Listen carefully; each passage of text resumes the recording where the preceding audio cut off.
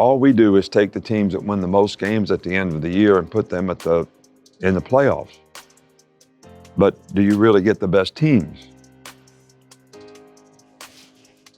You know, when they told me that we would be favored against 3 out of the 4 teams that got in the playoffs, I'm like, well, why aren't we in the playoffs? Most influential people in the sport talking about the sport globally.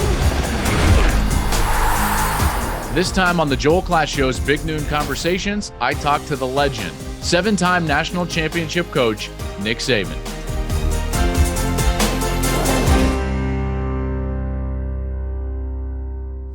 Coach Saban, really thankful that you sat down with us and wanted to talk about the sport overall, so I appreciate your time. So I've only had the fortune of covering Alabama in a game one time.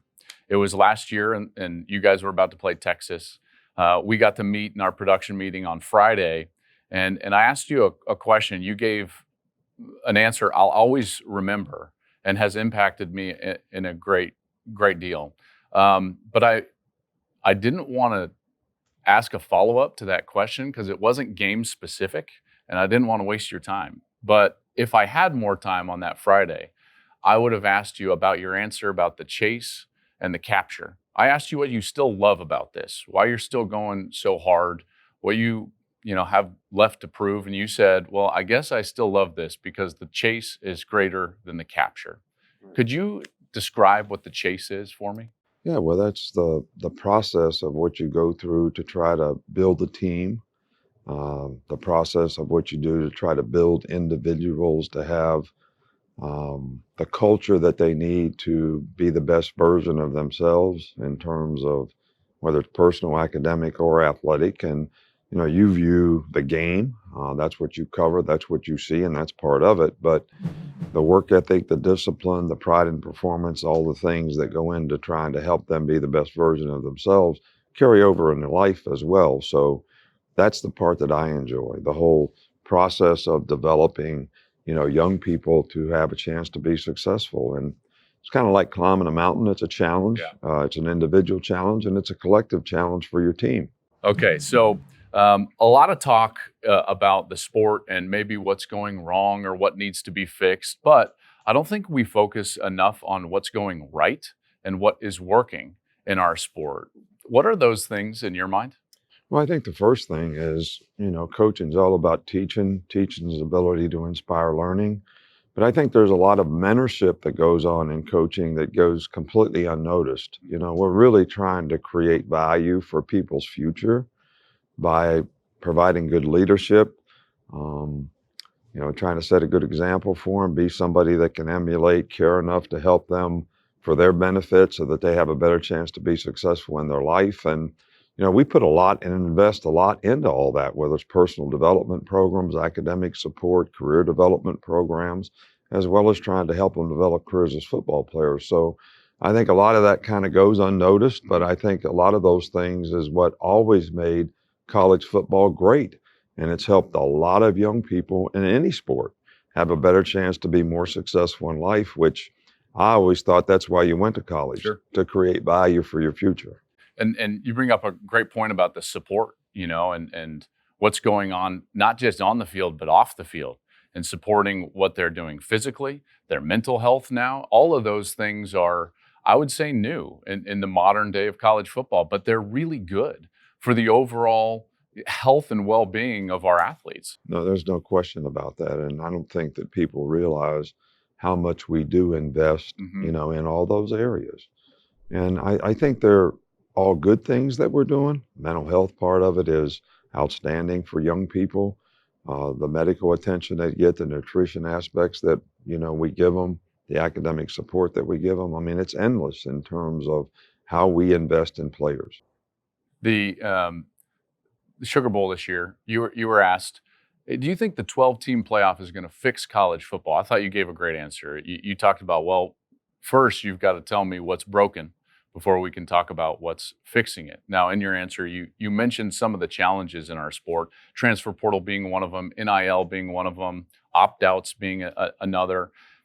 If you were to start to address some of the issues in college football, where would you start? Well, I think you have to create a balance between how much do you take and how much do you give. Okay. Um, we're giving people scholarships, we're creating name, image, and likeness opportunities, but what is their commitment? I mean, there's no place in the world where you don't have a contract.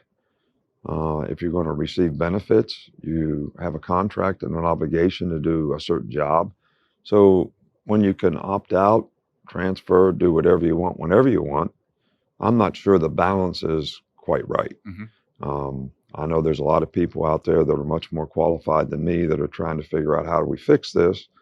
But I think we do need to create some balance, because I think at the end of the day, when you create an atmosphere where somebody's tentatively committed to what they're trying to accomplish, you have to evaluate, is that really a good thing? Sure. Because we all need to be totally committed to whatever, our goals and aspirations are, the sense of purpose that we have, if we're going to have a chance to be successful. Along those lines, do you think it would help if the players were organized so that they could be collectively bargained with, so that some of those contractual obligations could take place? I think that it never scares me that people are organized. I think there's some good in that. I think, General Motors and the automotive industries had unions for a long time, and they survived fairly well, I think. So, but there's a lot of people who are a little skeptical, Right. and I can understand why, that you make college student athletes employees.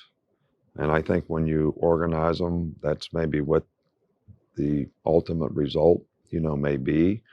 So, and I can't honestly say that I'm qualified to know exactly what the cause and effect of that would really be. Right. The adjustments in this sport are ongoing, and they have been, throughout time. There's an old expression: "There's nothing new under the sun."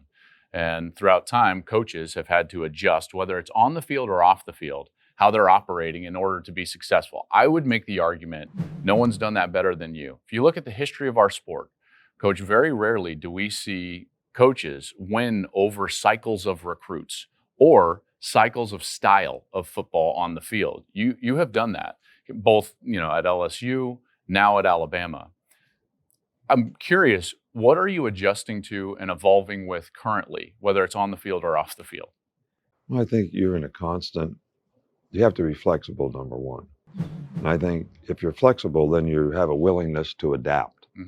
And I think your willingness to adapt is really, really important, because things are changing. I mean, just in the last 15 years, we never had RPOs before. We never had advantage throws. We never had fastball offenses like we have now. So, and all those things create advantages, but they also create adaptations that are necessary for the other side of the ball. And so that's just on the field. Off the field, you've already talked about all the things we've had to adapt to, whether it's transfer portal, whether it's name, image, and likeness, whether it's expanded playoffs, whether it's, bowl games not being as significant as they were before and guys opting out of playing in them. So there's a lot of changes that are ongoing that you have to adapt to. And I think that rather than complain about it, which a lot of people sit around and complain, complaining is actually a distraction to the solution. And I think that you got to spend most of your time trying to figure out, what is the solution? How can we adapt? And most of the time it comes down to, if we can do a better job from a relationship standpoint and build a program that creates more value for the players, then they're going to be happier here. They're going to want to stay here. They're going to buy into the fact that long term, I can create more value for myself by staying here in the program. And that's the way we've tried to look at all these challenges, to try to, improve the quality of the program that we have. And you're coming off a highly successful recruiting class. Not that that's new here at Alabama, but that speaks to the ability to adjust, and more so the willingness to adjust in the current environment in recruiting. Well, but the whole idea of evaluating recruiting classes, So if you had a litter of puppy dogs, how would you sit there and look at them and say which ones are going to be the best dogs and which one of them aren't? Which one of them are going to be the best hunting dog and which one of them aren't? I don't know. And I don't know who's making those evaluations. So how accurate is it? Because really the proof is in the pudding once the players get here, because the focus has to be on their development. Sure. And what do they develop into? Sure. So, and that's what we try to stay focused on. And, and I always wonder, does it enhance somebody's recruiting evaluation if they get recruited by the Alabamas and Georgias and Texas of the world, or how does that work? I've just never been. Those I've never been ratings do able tend to increase, don't they? I've never ever quite figured that out. But Once it's a letter certainly from great you for comes, you all to be able to have a recruiting service that you Sure. can talk about for 2 hours and rank and rate people and make predictions and all that. evaluate coaches. Yeah, and then you don't have to live with the consequences or anything. It's just a lot of fun. That's true. Yeah. Oh, that's very true. Yeah. I want to be like you Oh, no, someday come so on I can over, do that. right? Don't ever have to play the game. Don't ever have to win. Don't ever have to lose. Just You would. I would. Here, let me give you a slight pushback. Those of us who have played and love it, like my dad was a high school football coach. I love competing. I happened to go into this industry. I always thought I was going to be a coach, just like you thought you were going to be in insurance, until Don James said, you're going to be my GA. I thought I was going to be a coach. And this kind of found me, to be honest with you. You know what the worst part is on Saturday? Is that I don't have an outcome and there's no locker room at the end of the game. And that's something that I still long for, because there is a chase in my industry as well, where I'm preparing for the game as best I can to serve not only the teams and the programs on both sides, but the fan bases. And then the lights turn out and you just go get on an airplane. So I'm going to ask you the same thing I ask our players. Okay. I ask them, why'd you come to Alabama? They tell me they want to graduate. They want to play in the NFL and all that. And you know what my next question is? Do you understand what that entails? All right, so you got this nice job that you have right now. That's right. And you want to be in the locker room and you want to compete, you want to have an outcome. All right, but do you understand what that entails? I do. All right, are you willing to work from 7 in the morning to 10 o'clock at night, 4 or 5 days a week, not be around your kids very much, That's don't right. see them grow up, all right, or any of that? And that's what I was unwilling to do, right? Right. So mine was a whole family decision for me in terms of the industry. I just wanted to make sure everybody was clear on that. Crystal, I love it. That's amazing. Okay, last thing that I wanted to touch on before we get out of here. You have a great grasp of the sport overall. And I'm not talking about on the field. I'm talking about the overarching sport. You've been very humble in saying that you don't have the qualifications for certain conversations, but I'm always so fascinated with what you say about the sport, because it seems like at the heart of it, you have the sport globally and what's best for it at heart. Are you ever conflicted at any point between what's good for the sport overall and what's good specifically for Alabama?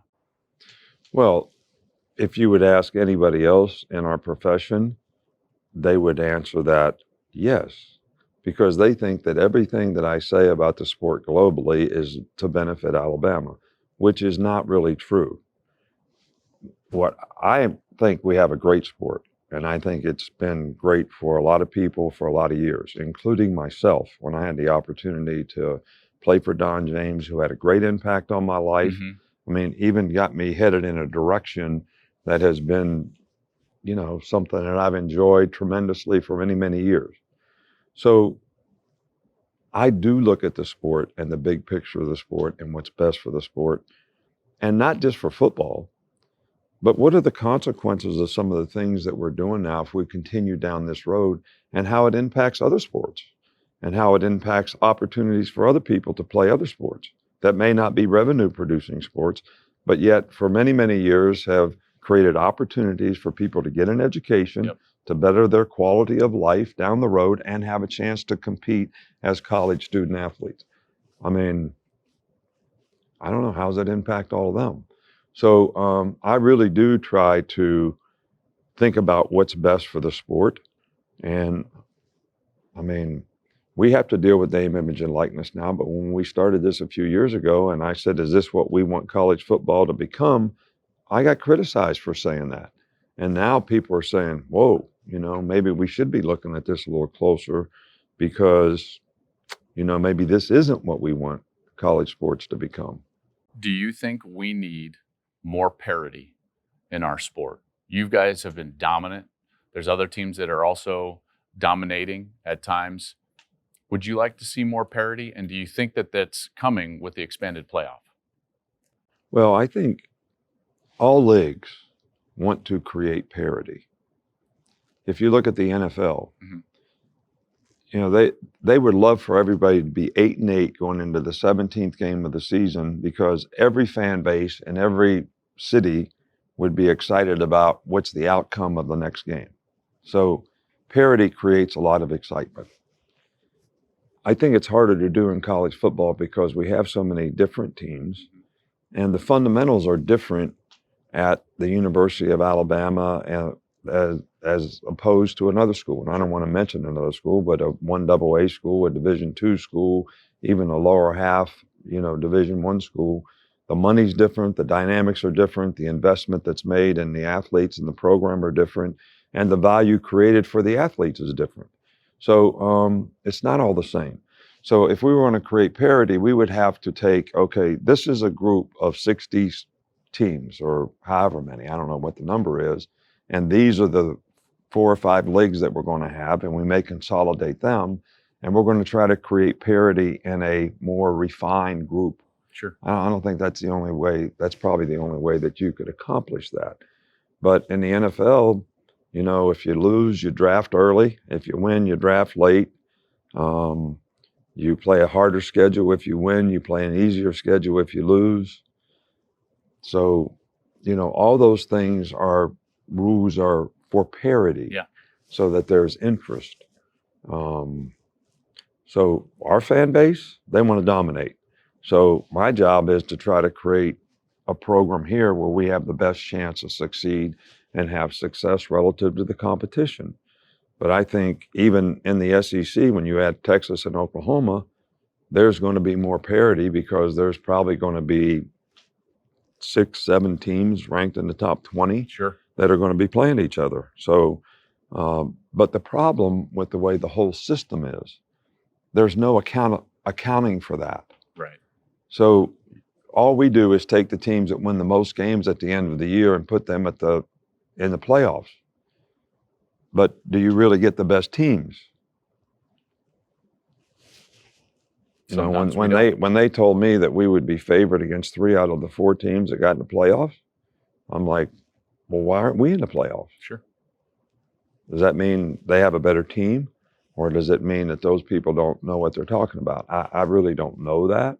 But, and I'm not being critical of anybody, but if you're going to have parity, you have to have a better way of figuring out who has the best teams. Not just because you lose 2 games on the last play of the game, Yeah. that knocks you out, when you may be better than somebody else who didn't have the same circumstances that they had to play in. Coach, I know that you've got meetings coming up. I really appreciate your time today. Love talking about the sport globally. Deeply care about it. I know you do as well. So I appreciate your time. Thank you. I appreciate you. Thank you so much. And, we got a job for you if you want to be a coach. I mean, whenever. Listen, don't float that out unless you're serious, because Well, you shouldn't be broadcasted unless you're serious. Thanks, Coach. All right, man. Good deal.